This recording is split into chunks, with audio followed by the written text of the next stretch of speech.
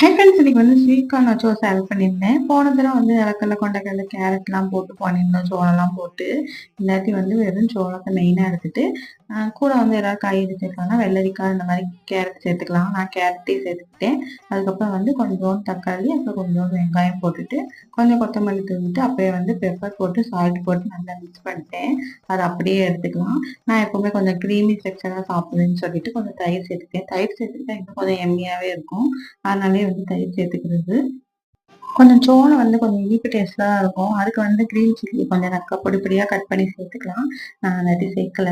கொஞ்சம் வந்து இதுவே வந்து சாட் மாதிரி தான் இருக்கும். ஏன்னா வெங்காயம் தக்காளிலாம் போட்டிருக்கனால நம்ம அந்த மாதிரி சாலட் சாப்பிடும்போது நல்லா இருக்கும். இது கொஞ்சம் கச்சா மிச்சா தான் இருக்கும் வாய்க்கு. அதனாலே வந்து சேர்க்கல. தயிர் சேர்த்து சூப்பராக சாப்பிட்டாச்சு. ஒரு ஈவினிங் ஒரு 5 மணி போல எடுத்துக்கிட்டேன். இதுவே எனக்கு டின்னர் போகும். அப்புறம் ஒரு கிரீன் டீயோட முடிச்சிடலாம்னு சொல்லிட்டு நல்லா எண்ணெயாக சாப்பிட்டு முடிச்சிட்டேன். நாளை பார்க்கலாம்.